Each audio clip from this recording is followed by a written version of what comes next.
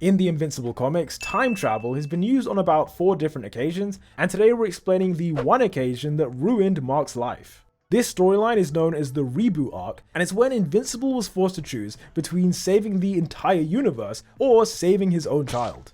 The way it begins is that in issue 123, Mark and Oliver were trying to hunt down Thragg. I explained who Thragg was in my video ranking every Viltrumite, but just in case you haven't seen that, he's the former leader of the Viltrumites who got kicked out. Since then, he'd been building his own army of Viltrumite-Thraxan hybrids, and as we know, Thraxan hybrids grow up pretty quickly.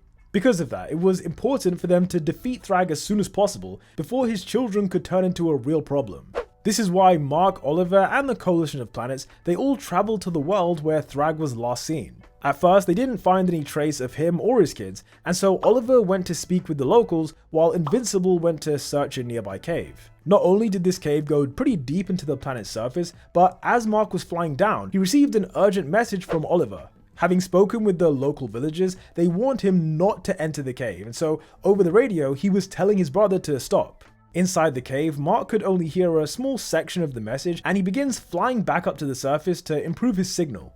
Out of nowhere though, a mysterious force then starts pulling him down, and this force was so strong that it fully overpowered the Viltrumite. When Invincible then hit the bottom of the cave, he found this glowing alien creature unlike anything we've ever seen in the comics. Without explanation, the creature then wrapped its tentacles around Mark and sent him back in time to the first chapter of the series. What made this different from regular time travel is that Mark himself had turned back into a skinny 17-year-old with no powers. To put it another way, it's like the entire universe had been reset, with Mark being the only person who remembers the old timeline. At first, his natural instinct was to find Eve, but when he approached her at school, she genuinely didn't know who he was. In the original timeline, Mark and Eve didn't speak until after he got his powers, and so at this point he was just a random guy in her class. To make things even worse, when he approached her, he revealed that he knew about her secret identity, and also the fact that she works with Teen Team. From Eve's perspective, she assumed he was a creep who'd been spying on her, and so she arrested Mark and took him to Teen Team's secret base. While he was there, Mark tried to convince everyone that he's from the future by revealing personal details that he knew about them.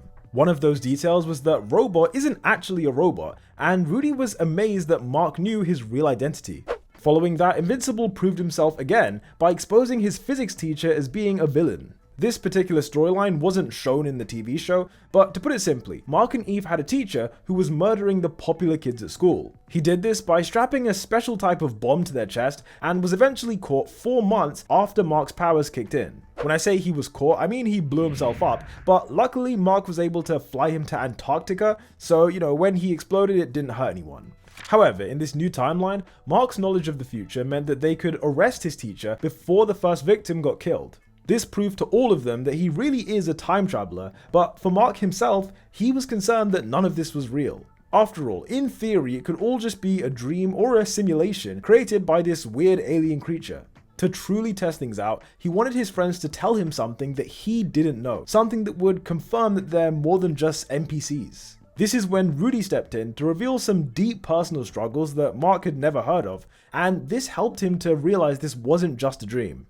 That same evening, Invincible's powers then kicked in, but unlike the original timeline, he chose not to tell his parents. As we know, Mark revealing his powers is what led to Nolan wiping out the Guardians, so for now it was just safer to keep it to himself. Over the next few weeks, he then gets a costume made without revealing that he's Nolan's son, and spends time taking down villains before they can hurt people. This included Titan, the Mauler twins, and D.A Sinclair, and because of this intervention, it meant that Rick never got turned into a Reanimen. On top of that, Sinclair began working for Ceecil way earlier, and as a result, the improved Reanimen, the golden ones, they were now ready during the events of Season 1. Now, despite saving a lot of people, Mark was depressed since he missed his original life living with Eve and Terra. The obvious problem is that he just had no way of going back, and so the next best thing was to distract himself with hero work. However, probably his biggest mistake is that during the first Flaxan invasion, Mark forgot that his dad was going to show up. As a quick reminder, the first Flaxan invasion was always a lot different in the comics compared to the show. In the original comic version, Teen Team never showed up, and instead it was Omni-Man who received a call for help. In this new comic timeline, the exact same thing happens again, only this time Nolan arrives to find his son, who he thought had no powers. Later that night, Omni-Man questions why Mark wouldn't tell him and suspects that his son was hiding his powers on purpose. As the two Viltrumites then have a deeper conversation, Invincible repeatedly asks Nolan if he loves his family. The aim of this question was to make Omni-Man really think about whether he values Mark and Debbie above his duty to the Viltrum Empire. In this panel, we see him going through an internal conflict, but in the end, he admits that he does care about them.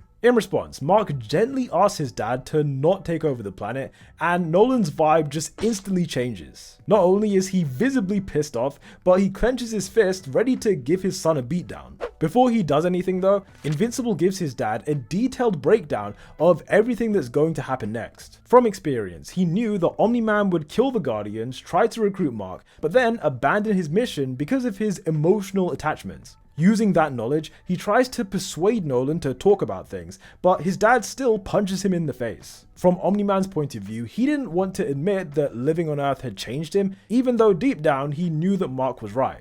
That's why he viciously attacks his son, but unlike the first time, Invincible stops them from crashing into buildings. This maneuver stopped thousands of people from dying, and it also guaranteed that Powerplex wouldn't turn evil in this timeline because his sister never would have died.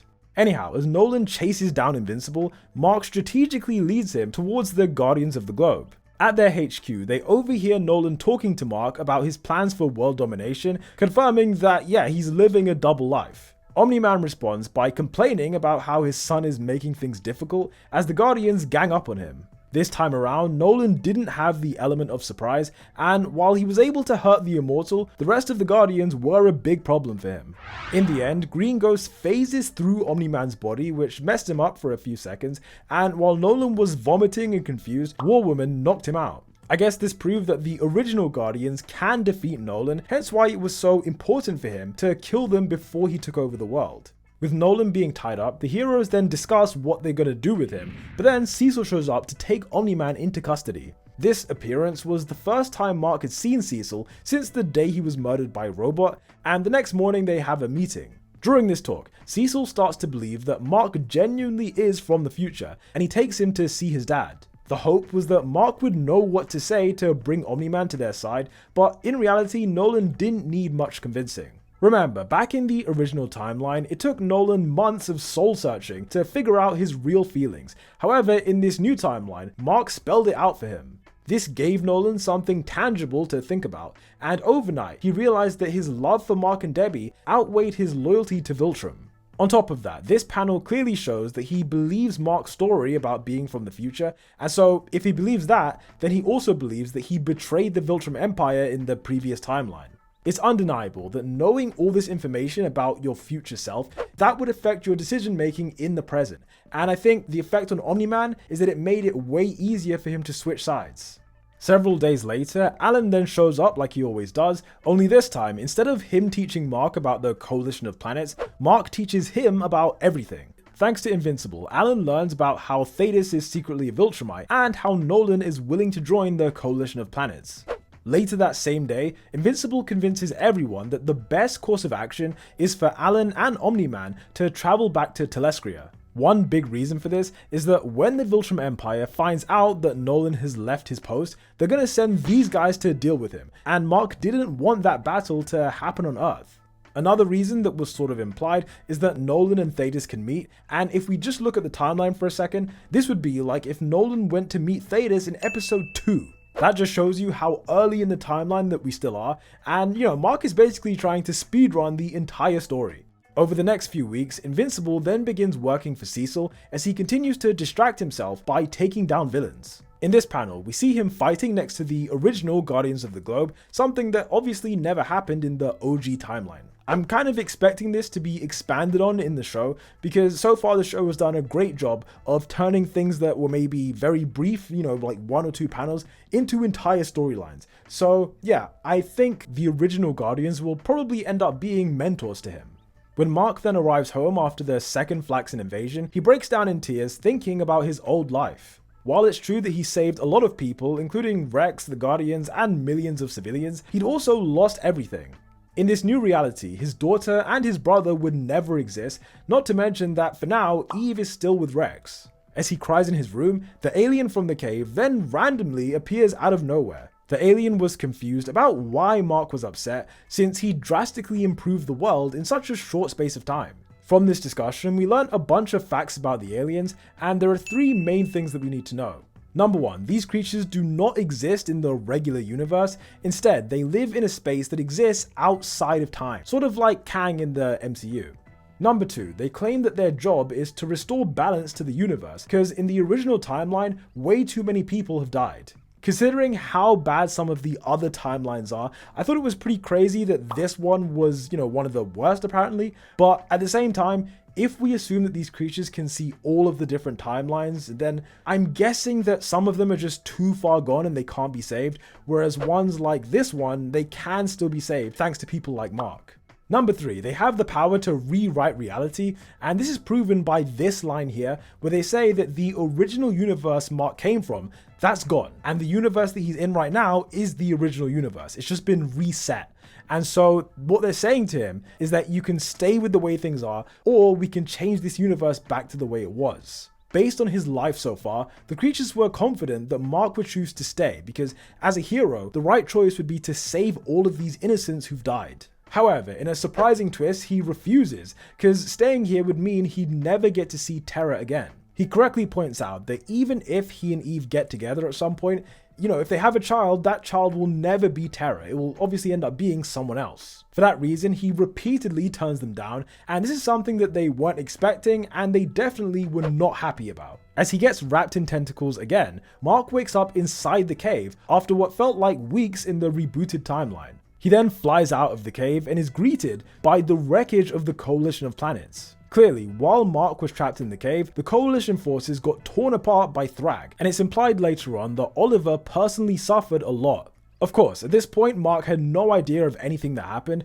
and so he instantly flies back home to Telescria. As he arrived back home, Eve was on the balcony looking not so happy with life, and she was visibly shocked when Mark reappeared. Straight away, he starts explaining to her how he's been stuck in the past for weeks, but what he didn't realize is that the spaghetti monster had screwed him over. Instead of being gone for weeks, Mark had been missing for 5 years, and he'd missed a huge chunk of Terra's childhood. The last time he saw her, she was this small, but in the time he'd been gone, she'd grown up on Telescria without him. More than that, after waiting for 4 years, Eve started a relationship with someone else that only ended very recently. Therefore, it's fair to say that the family Mark had when he left, it literally doesn't exist anymore, and he'd have to rebuild his relationship with Eve and Terra almost from scratch. There's no doubt for me that the spaghetti creatures did this as a form of punishment, because from their conversation, they seemed pretty sure that he would choose to save the universe. The fact that he didn't do this, it went against their expectations,